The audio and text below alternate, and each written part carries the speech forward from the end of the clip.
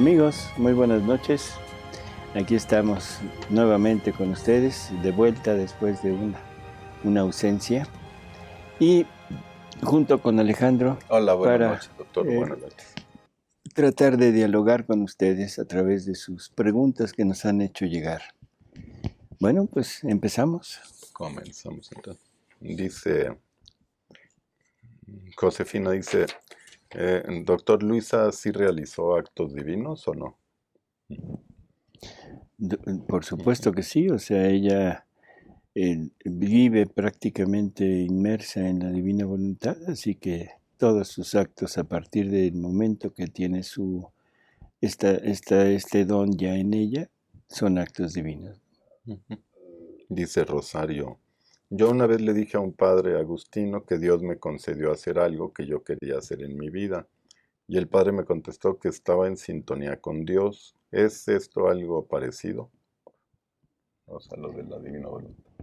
No, o sea, bueno, tiene cierta semejanza, pero el estar en sintonía con Dios es el estar acorde o siguiendo lo que Dios quiere, siguiendo las insinuaciones, todo lo que Dios nos va iluminando y bueno, eso Él nos ayuda, pero no es vivir en la divina voluntad.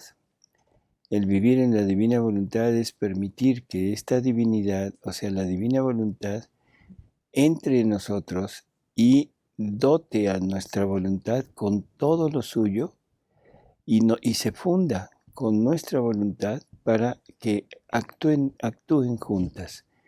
Por lo tanto, aquí ya no se trata de una sintonía, sino es de una fusión del alma con Dios. Dice, creo que Rosa. Pregunta, si me podría decir en cuál volumen de Luisa, o si en algún retiro, no recuerdo bien, mencionó acerca de que cuando venga el juicio final, nuestros cuerpos serán glorificados y disfrutarán aún con la materia. Me gustaría saber dónde encontrarlo. Bueno, pues eso está prácticamente desde la revelación pública, ¿no? O sea, al final, nuestros cuerpos Dios los resucitará, los glorificará y pasarán a formar parte de la persona para ser completa y merece, por justicia, merece la gloria también, puesto que ese cuerpo ayudó al alma para llegar a obtener la gloria. Dice Silvia, podemos decir que la pasión de Jesús terminará hasta que termine el fin de los tiempos, por la participación que nuestro Señor le da a las almas, primero con la vida de la gracia y ahora con la vida en la divina voluntad y con los sufrimientos que Cristo padece en las hostias consagradas. Que la pasión de Cristo termine. Dice que terminará hasta que termine el fin de los tiempos. Sí, no. Por la, Jesús habla de que Él es el eterno, eterno inmolado. Estamos hablando de la pasión cruenta de Jesús, o sea, esa tuvo un momento en la historia, esa pasión aquí en el mundo, o sea, cruenta, o sea, sufriéndola. Pero esa pasión estaba desde toda la eternidad y estará hasta toda la eternidad, en acto. ¿Qué quiere decir en acto?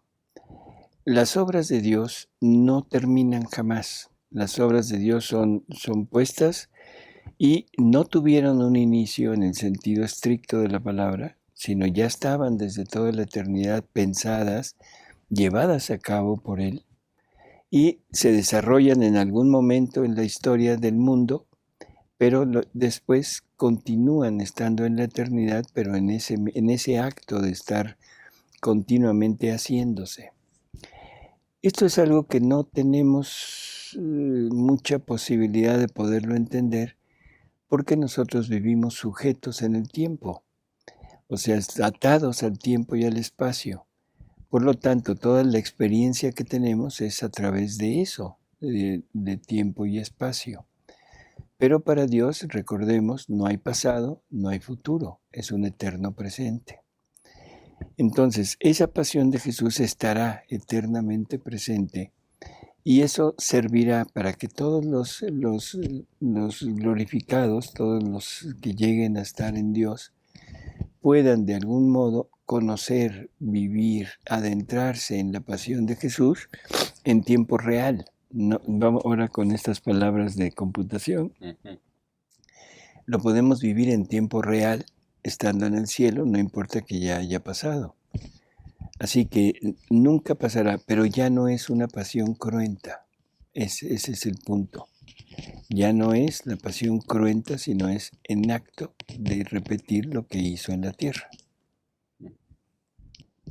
Dice Silvia, si los actos de la criatura que vive en la divina voluntad forman como el plano donde el Señor coloca su vida divina, por ejemplo, los sufrimientos de la criatura son el plano donde Cristo coloca sus mismos sufrimientos, me preguntaba si existirían otro tipo de planos de actos, por ejemplo, el plano de los actos de la recepción de los sacramentos, el plano de los actos de las oraciones propiamente dichas, el plano de los actos del trabajo, el plano de los actos de la vida cotidiana, el plano de los actos, digámoslo así, inconscientes como el fluir de la sangre, etcétera, o estoy perdida, doctor. ¿No? Está muy encontrada. O sea, es exactamente así. O sea, en todo lo que nosotros hagamos es lo que Jesús hizo. O sea, en ¿cómo diríamos? Diferentes acciones, pero los mismos actos. Trabajar, Jesús trabajaba, era carpintero. Alguien puede trabajar aquí siendo ingeniero, siendo médico, siendo secretaria, siendo lo que sea, pero el acto es trabajar. Por lo tanto, ahí se pone el acto de trabajar de Jesús. El acto de caminar, el acto de estar en familia, todo. Así que no es ningún problema, ¿no? Pero recordemos una cosa, el acto único de Dios, que es el que se mueve a través de los actos de la criatura, contienen todo lo que Jesús hizo. Por lo tanto, en el acto, por ejemplo, del trabajo, ahí Jesús pone su acto de trabajar y con todos los efectos que ese acto produjo. Reparó por todos los trabajos mal hechos, por todas las cosas que el hombre ha hecho mal a través del trabajo. Pero junto con eso le daba al Padre la gloria, el amor y todo el reconocimiento de toda la familia humana, y no solo en el trabajo, sino en completo. ¿Sí?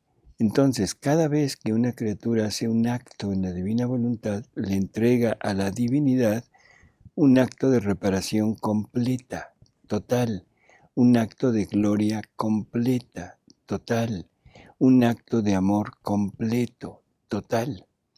Aunque en el momento que lo estamos haciendo, bueno, se repite o se monta lo que Jesús hizo en ese plano, como usted dice. Dice Silvia, Jesús conocía perfectamente los corazones de las personas, por lo tanto sabía con absoluta claridad qué decirles, cómo decírselos, qué hacer por ellos, pero aunque estoy tratando de vivir en la divina voluntad, a veces me cuesta saber cómo ejercer la caridad con mi prójimo, no tanto en mi interior, pues mucho nos enseña Jesús en los escritos de divina voluntad sobre la caridad, sino más bien en la parte externa con la que me relaciono con las personas. A veces no sé si debo corregir o decir algo, o más bien debo callar, o debo orar solamente por esa persona, o tratar de hacer alguna cosa en lo externo. Por ejemplo, el otro día, una persona a la cual apenas estaba conociendo, me dijo que estaba asistiendo a una iglesia evangélica donde le enseñaban a practicar el amor por el prójimo, y todo se ayudaba mucho. Yo estaba en una zona rural de mi país, donde no suelo ir con frecuencia, y casi le hablo sobre la diferencia entre la Iglesia Católica que fundó nuestro Señor y la secta y la secta donde ella asistía. Pero algo me detuvo cuando me acordé que en los escritos de María Valtorta Jesús dice que a veces, con sumo dolor suyo, Él permite que las almas permanezcan en estas sectas porque si continúan en la Iglesia Católica, tal y como está, se perderían. Me acordé de esto y me sentí inhibida de hablarle de la verdadera Iglesia, pero me quedé con la incertidumbre de que había callado. Este largo ejemplo es para explicar mi consulta, doctor. ¿Cómo saber cómo ejercer la caridad externamente con las personas? Bueno, Jesús habla que la perfecta caridad es hacerlo todo por Él, para Él y en Él. Esa es la caridad. Entonces, no confundamos con la caridad humana, que es el dotar, el dar a las personas, que también es buena, es indiscutible, pero la verdadera caridad, según Jesús, es todo hacerlo con, para y en Él. ¿Qué quiere decir eso? Voy a acercarme al prójimo por Él, o sea, viendo a Jesús en el prójimo y tratándolo como lo trataría Jesús, o sea, tratar de verlo de esa manera. Que es una persona que está, como el ejemplo que usted pone, en una fe un poco distorsionada, o un mucho, no importa cómo. Vamos a, dependiendo del momento, de la situación y de la persona, si se puede dialogar, si se puede platicar, adelante, pero no llegar al punto de decirle estás equivocada, ¿sí?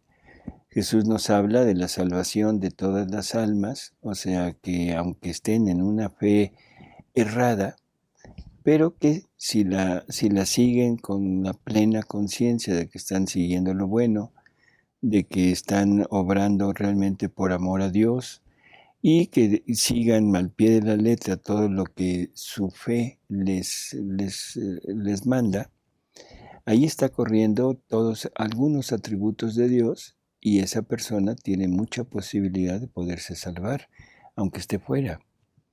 Vamos a hablarle, si es que se presta, vuelvo a repetir, vamos a hablarle de lo grandioso de Dios y de lo que nosotros podemos entender, decirle simplemente de lo grande que es lo que ellos no tienen, que serían los sacramentos, el recibir a Jesús, o sea, en la confesión, todo eso, pero con la parte escrita, con la parte del Evangelio y nada más, pero amando al Jesús que está dentro de ellos.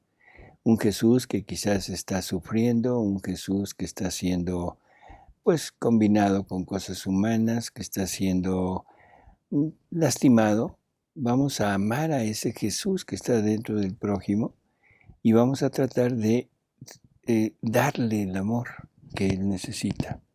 Y a través de eso, bueno, podremos darle también al prójimo algo de ese amor y rogar mucho por él, o sea, el pedir a Jesús el reino para ellos, para que les dé la luz, la fuerza para poder descubrir la verdad y poder enfrentar todo lo que eso significa, ¿no?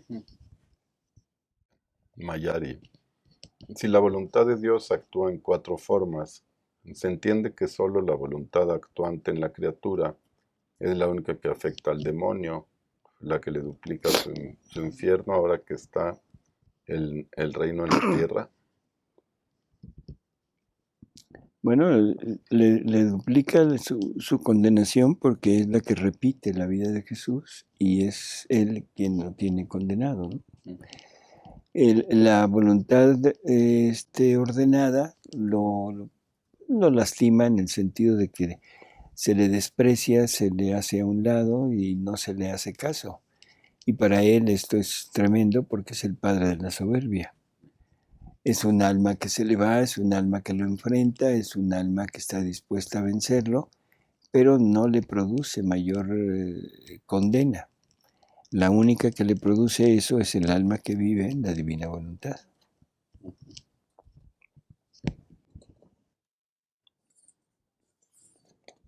Dice Rosa María, Cuando Jesús me retira su voluntad es cuando caigo en mis defectos que tanta mortificación me dan. Cuando son defectos involuntarios, bueno, Jesús ayuda a irlos corrigiendo. Jesús nos da la gracia, nos da todo lo necesario para ir descubriendo esos defectos y su voluntad nos usa toda su potencia para irnos purificando de ellos. Cuando ya esos defectos involuntarios se vuelven voluntarios, ¿cuándo se vuelve voluntario un defecto? Cuando se continúa en esa actitud. Por ejemplo, en un arranque de ira, o sea, el sentirlo, si es que el temperamento de esa persona es colérico, es así sanguíneo, que a veces se dice, hasta ahí no es problema. El problema es continuarlo.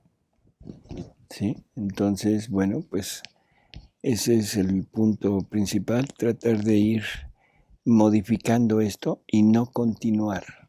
Y cada vez que nos damos cuenta de algo, tratar de corregirlo. Dice Gabriela, ¿cómo es meditar las horas de la pasión y ponerlo en acto? ¿Cómo es meditar? Bueno, son preguntas muy abstractas, ¿no? O sea, ¿qué es meditación? Es tratar de penetrar en lo que se está leyendo, tratar de situarnos en el lugar, tratar de tomar parte de lo que se está narrando. Y tenemos la ayuda de Luisa, que es la que la está narrando, y todo lo que hace Luisa, estar meditando que nosotros lo podemos hacer junto con ella. Y todo lo que hace Jesús, lo tenemos que tomar como si fuera cosa nuestra y con las mismas intenciones de Jesús.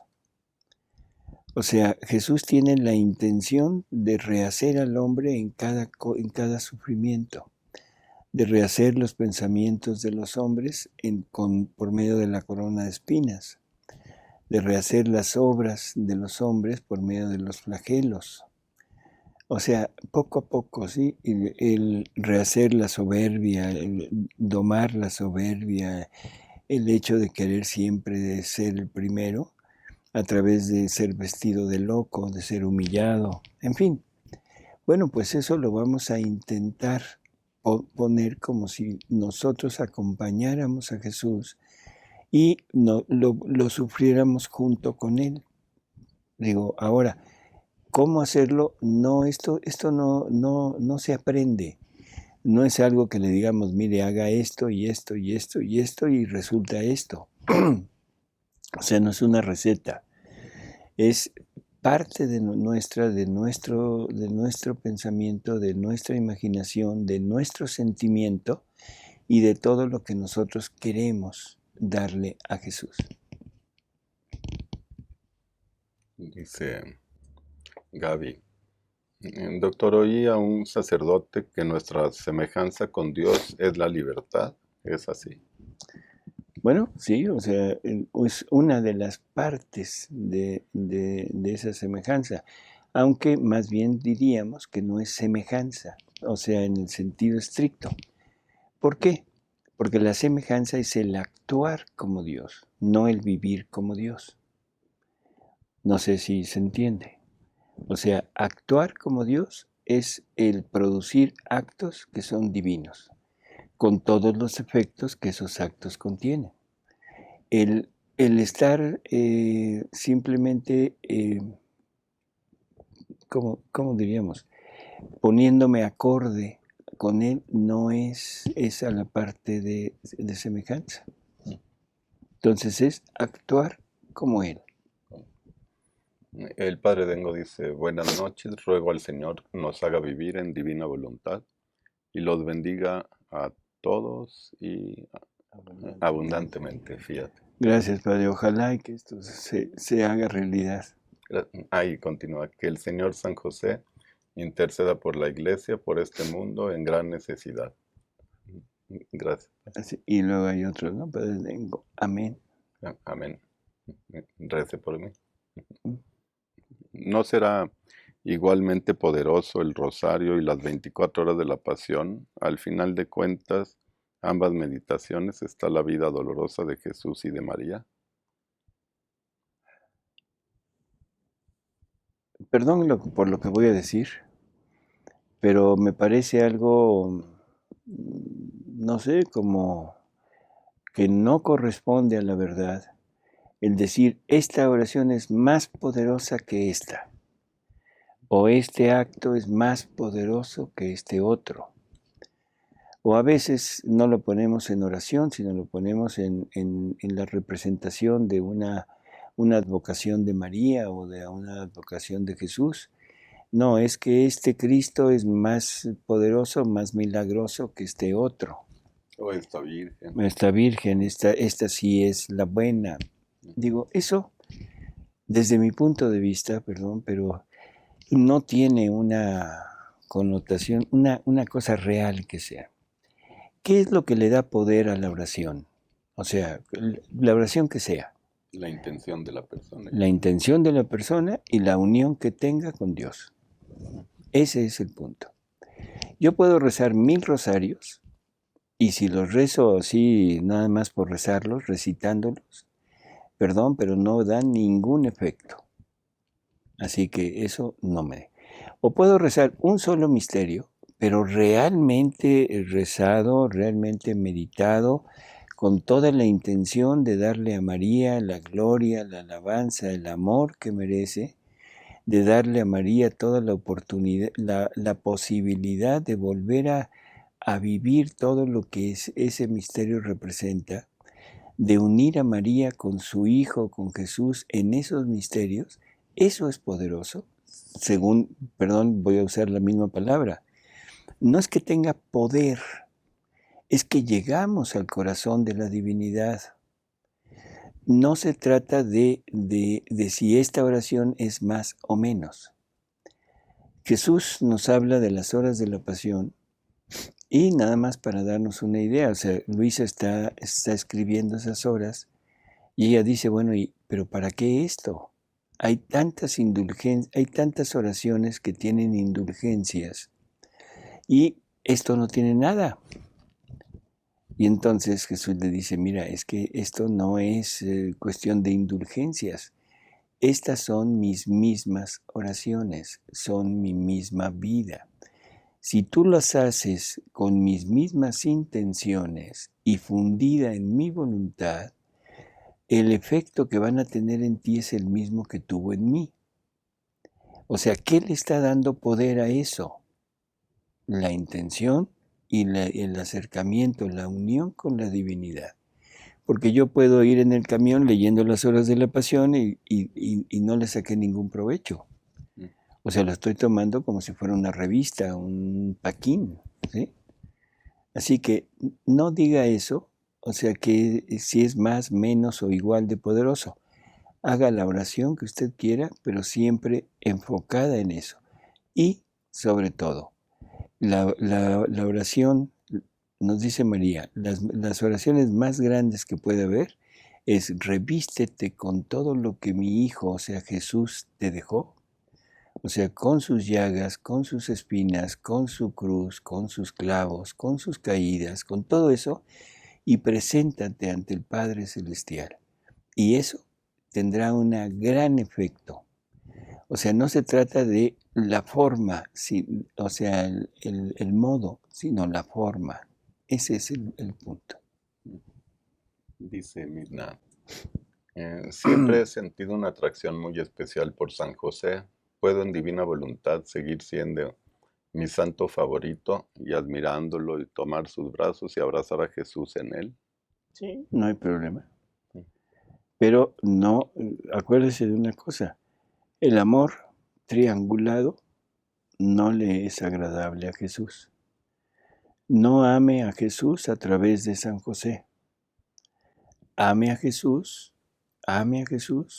y dele a Jesús el gusto de abrazarlo con el abrazo de San José.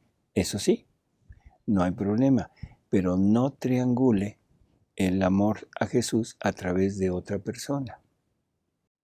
Dice Luz, Quisiera que me aconseje, me encantaba ver todos los videos de la Divina Voluntad y tratar de cada vez de introducirme en la Divina Voluntad, pero me enfermé y he perdido todo el interés.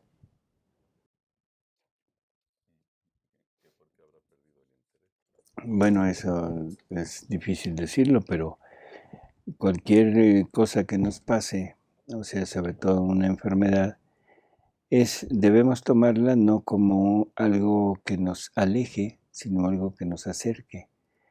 El amor a Dios se demuestra sobre todo en los momentos de prueba, y el momento de la enfermedad es un momento de prueba. Así que no creo que haya ningún problema. Lo que está pasando es que no tiene la suficiente convicción, o desafortunadamente no ha tenido todavía el encuentro con el sufrimiento y con lo que el sufrimiento significa para Jesús y todo lo que le podemos dar a través del sufrimiento. Yo le recomendaría que se adentre en las horas de la pasión, porque es el modo en que va usted a aprender a tratar de entender lo que el sufrimiento, no importa si es físico, si es moral o es espiritual, lo que el sufrimiento puede producir. Simplemente yo le recomendaría que lea la hora 17, la 17ª hora de la pasión, donde Jesús llega a la cruz después de todo lo que le han hecho, o sea, llega a la cruz, que es como el punto final donde él va a entregar su vida, y vea lo que le dice a la cruz: cruz amada, tanto tiempo hace que suspiro por ti, y hasta ahora te vengo a encontrar. Cruz amada, cruz gloriosa, a ti te encargo a mis hijos, a ti te los confío, tú serás su maestro, tú serás su guía, tú me los conducirás a la gloria. Esto, que parece una locura, porque en verdad es una locura, yo me pongo casi como San Pablo cuando decía: yo me glorío en predicar a un Jesús crucificado. Bueno, esto es exactamente lo que significa el sufrimiento: encontrarse con ese Cristo sufriente y encontrar el producto del sufrimiento. Dice Leticia que si... Dice, hola doctor, me puse a revestir a todas las criaturas y rogando a Dios que los que murieron por este virus se salvaran sus almas. Pero me ocurría que cuando quería decir me multiplico al infinito, se me atravesaba la palabra, me vi loco, o así por varias veces me resistía a esa palabra porque pensaba que no tenía ese don. Aunque meditando comprendí que era más o menos lo mismo, ¿me puede ayudar? No, no es más o menos lo mismo, es muy superior. Biloco, o sea, si usted se biloca y está en otro lado. Aquí lo que se trata es de ponerse en todos los lados, o sea, vamos a decirlo de esta manera, multiplicarse tantas veces por cuantas veces se multiplica la divina voluntad. O sea, la divina voluntad está en todo. Y eso lo hacemos nosotros, no por nosotros, sino por la divina voluntad, que es la que tiene la capacidad de podernos situar en todos los lugares donde ella está. El padre Dengo dice de la persona que preguntaba de qué oración era más poderosa, dice, para mí el poder de la oración se la da la humildad con que la rece, humildad que significa mi verdad, rezar desde mi nada, en total abrazo a la divina voluntad, exactamente como lo explica el doctor.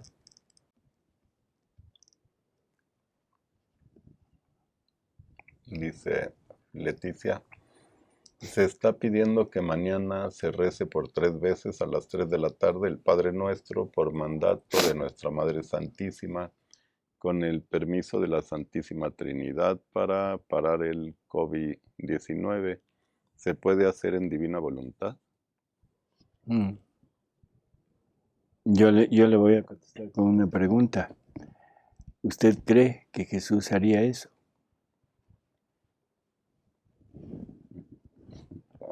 O sea, no. Las oraciones también, o sea, no es problema, es bueno, la intención es muy buena. El ofrendar, el ofrecer este tipo de oraciones, de actos, para pedirle a Dios clemencia con este flagelo que estamos viviendo, está bien. Pero en la divina voluntad, o sea, la divina voluntad no lo haría de esa manera. La divina voluntad es otra cosa diferente y desde la divina voluntad podemos ofrecerle a Dios todos los sufrimientos de Jesús, todos los sufrimientos de María, todo lo que ha sufrido toda la humanidad, todo lo que hemos sufrido nosotros, y se lo podemos ofrecer con la finalidad de aplacar un poco la ira de Dios en este momento. Eso sí, la divina voluntad estaría con usted. El rezar 3 Padres Nuestros está bien, vuelvo a repetir, igual que la cadena de rosarios que se está llevando a cabo, en fin. Pero eso es desde la voluntad humana. Ahora, desde la voluntad divina tenemos esa posibilidad de poderlo engrandecer y llevar a dimensiones totalmente divinas y no quedarnos en la dimensión humana. Dice Evangelina. ¿Cómo saber si lo que estoy haciendo es voluntad divina? ¿Podría explicar más sobre la diferencia de vivir la divina voluntad o hacer la voluntad de Dios? Hacer la voluntad de Dios es cumplir la voluntad, lo que Dios quiere, pero tomándola como una voluntad ajena a mí, externa a mí. Dios ordena una cosa, yo me sujeto a seguirlo porque quiero obedecer. Eso es hacer la voluntad de Dios. Pero en ese acto yo no hago mía la voluntad de Dios. En ese acto queda como una virtud, que es la obediencia, pero no queda como vida en la criatura. El vivir en la voluntad de Dios es poseer la voluntad de Dios como propia, actuar con ella y todo lo que hagamos en la divina voluntad, por ejemplo, un acto de obediencia, pero queda como vida en todo mi ser. O sea que en ese momento el circular de mi sangre, la función de mis órganos, mis pensamientos, mis pasos, todo lo que haga, estará llevando a cabo la vida de la divina voluntad en ello, y la divina voluntad contiene la obediencia. O sea, ya no me preocupa obedecer. Tengo a la divina voluntad, que es de donde emana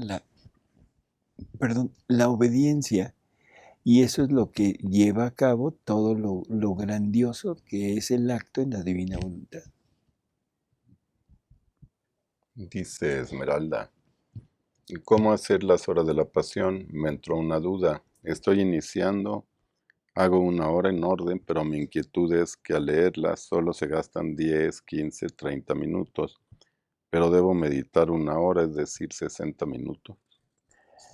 No se ponga un límite, por favor. No se trata de decir tantos minutos de lectura, tantos de meditación. Puede ser que usted empiece a leer alguna hora de la pasión y en el comienzo o a la mitad o al final haya algo que le llegue, que Dios le abra así un panorama y entienda el sufrimiento de Jesús. Y bueno, se puede quedar meditando ahí el tiempo que sea necesario. O sea, eso depende de la disponibilidad de tiempo de usted y de la actitud de usted hacia esta práctica. No lo ponga como tiempos fijos. Y puede ser que haya sido al principio y ahí se quede meditando en eso y no la termine, no importa. O sea, adéntrese. Cuando Dios la llame, o sea, cuando usted sienta que lo que está leyendo la atrapa, quédese ahí y medítelo, profundícelo para hacerlo ya realmente vida. No importa si no la terminó, no importa si se llevó 5, 30 o 60 minutos, si es que dispone de tiempo. Si no dispone de tiempo, bueno, pues entonces sí estará limitada a eso, ¿no? Así que yo creo que el enfoque hay que cambiarlo un poquito. Dice Aidan, en el escrito del 5 de noviembre de 1923, dice Luisa que ella se estaba confesando, pero que su confesor no le dio la absolución. Más adelante dice que recibió la comunión sin ser absuelta. ¿Eso se puede? Sí, pero hay que entender que es Luisa. No le ha de haber dado la absolución porque no encontró pecado en ella. O sea, Luisa se sentía muy mala, o sea, mala en el sentido de maldad, no de enfermedad, sino de maldad. Pero esto es lógico. Entre más cerca estemos de la divinidad, más notamos nuestras imperfecciones. Entre más lejos estemos de la divinidad, menos las notamos y más bueno nos creemos. Luisa, al estar en este contacto tan estrecho con Jesús, ella se veía a sí misma y se veía mala. O sea, ella sentía que era mala. Se confiesa con el sacerdote no la absuelve, pero le da la comunión. Qué cosa tan curiosa. ¿Por qué se la da? Porque no encontró pecado en ella, cuando menos el pecado que él pensaba que podría haber. Y ahí lo importante en esa lectura no es tanto el que si recibe o no recibe, si la absuelven o no la absuelven.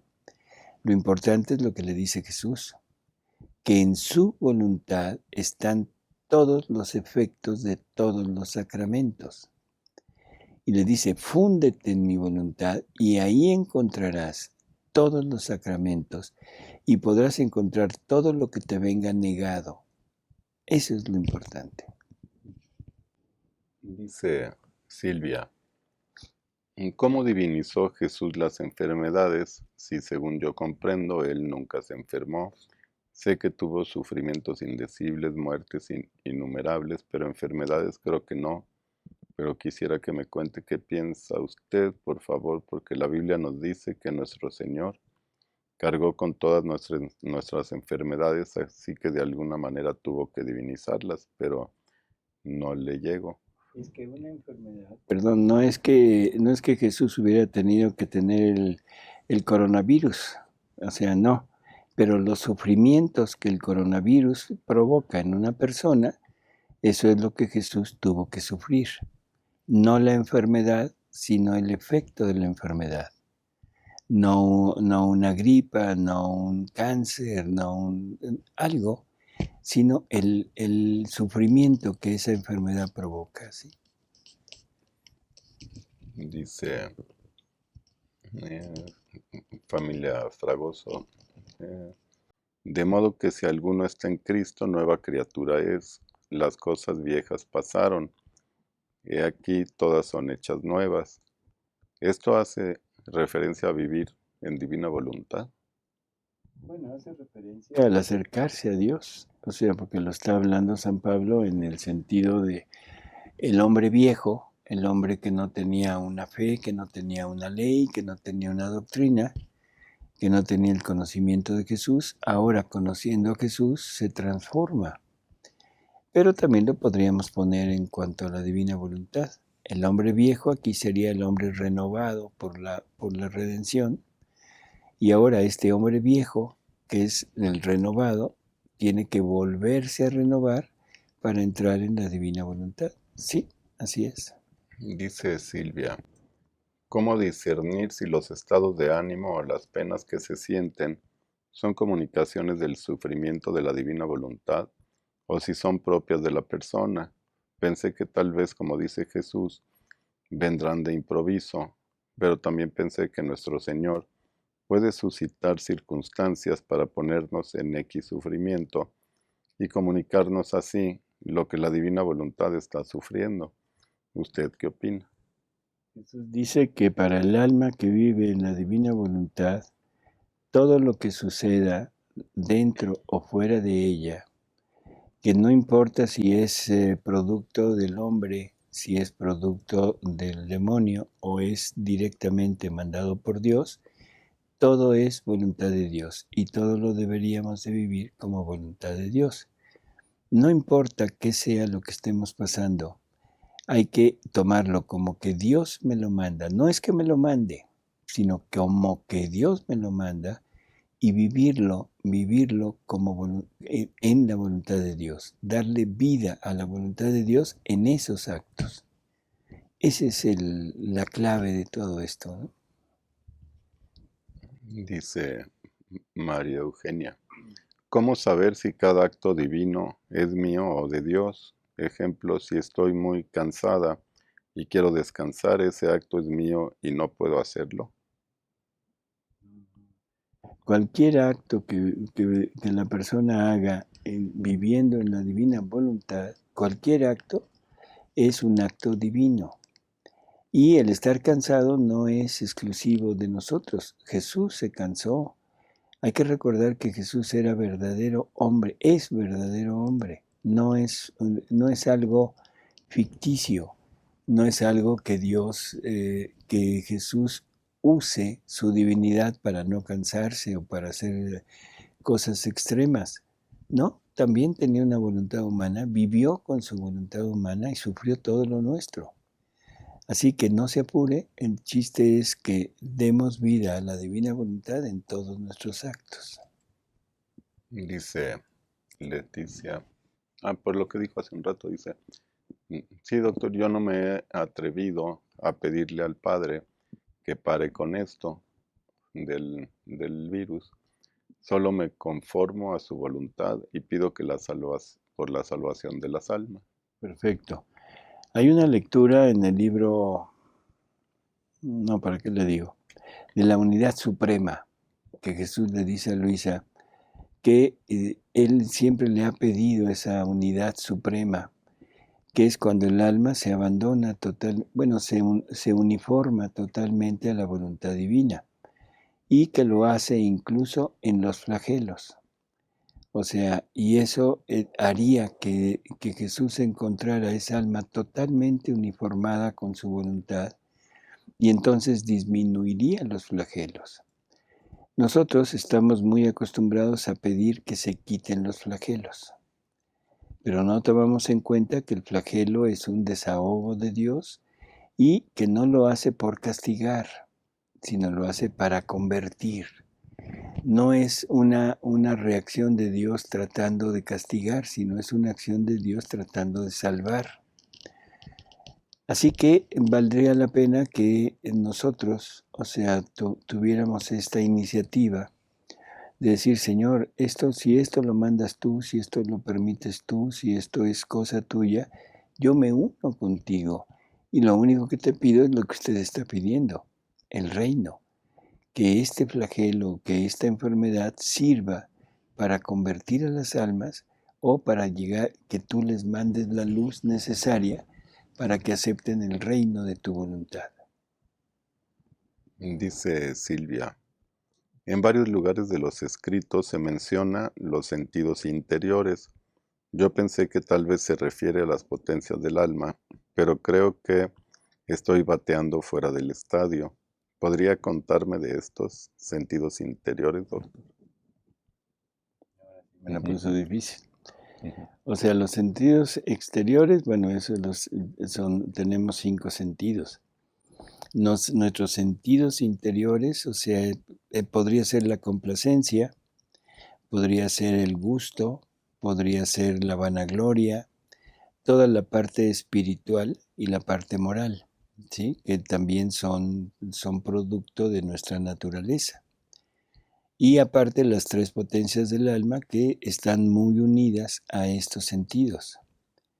Los sentidos exteriores nos sirven para recibir el estímulo o todo lo que el mundo nos ofrece. Y lo que es como un imán que nos jala hacia ellos. Deberíamos de purificar estos sentidos exteriores. El sentido interior es cuando en lo que entra en mí me halaga, me agrada, me gusta, y eso alimentado por la inteligencia y por la voluntad se convierte en algo que me lleva a pecar. Dice Gabriela, yo estoy muy de acuerdo con usted, pero usted habla de las personas que viven en la divina voluntad. Pero, ¿qué hay de las que recién están empezando y solo están haciendo actos divinos? pero no sé qué viene de Por ahí. eso, pero ¿en qué sentido? No, porque es de otro día la pregunta, Ah, no sé. todo lo que tenemos, por favor, o sea, todo empieza, todo tiene un inicio. Y en ese inicio, o sea, Jesús sabe cómo hacerlos, nos va guiando y la pedagogía de Jesús es perfecta. Así que no se apure si conocemos o no conocemos o algo. El chiste es estar y con la intención de estar. Y eso Jesús lo va a tomar en cuenta y lo va a ir engrandeciendo cada vez más. Dice Maiko, ¿podría hablar más del volumen 23, capítulo 40? Así como Dios tiene en el cielo la jerarquía de los ángeles, con 9 coros distintos, así tendrá la jerarquía de los hijos de su reino, con otros 9 coros. Ujú. Se refiere a esto, o sea, él dice que los ángeles, la diferencia entre ellos es la extensión de conocimiento que Dios les dio acerca de su voluntad. A quien le dio un conocimiento, a quien le dio 2, a quien le dio 7. O sea, va subiendo y de acuerdo al conocimiento es la jerarquía. La jerarquía empieza por los ángeles, que son los de más bajitos en el sentido de esta jerarquía, y que son los mensajeros, son los que ayudan, son los que cuidan a las criaturas, son los seres que nos están ayudando a llegar a Dios. Los más grandes son los serafines, los querubines, que es por el conocimiento que tienen, son los más cercanos a Dios, unos por el amor y otros por el conocimiento. Bueno, imaginemos que lo que Dios nos quiere dar es esa jerarquía, pero con los conocimientos de su divina voluntad, que es todo lo que es el libro del cielo. No son una, ni dos, ni cinco, ni siete verdades, son miles de verdades. O sea, dependiendo de qué tanto hayamos conocido y practicado, porque no se trata de conocer, se trata de vivir. En la medida que hayamos vivido esas verdades, es en la categoría, perdón por la palabra, pero la categoría o el escalón donde me voy a situar. Dice Rosa María, y si siento dolor por mis propios defectos de no poderlos vencer con facilidad, ¿puedo decir que la divina voluntad sufre en mí? Bueno, de alguna manera, o sea, la divina voluntad sufre en la persona que continúa siendo como es, ¿no? O sea, no necesariamente porque usted se sienta mal. Lo que sí es conveniente es entender que Jesús nos dice que no pensemos en nuestros defectos, que los dejemos a un lado y que nada más estemos siempre atentos a vivir, al hacer su voluntad, porque el estar pensando en lo nuestro hace que se forme una red alrededor nuestro y esa red nos envuelve y nos hace vernos cada vez peores y sentirnos cada vez más mal. En la medida que no lo tomo en cuenta, sino que pienso nada más en la divina voluntad, en Dios, eso me libera y me forma una red, pero una red en Dios y me acerca más a Él.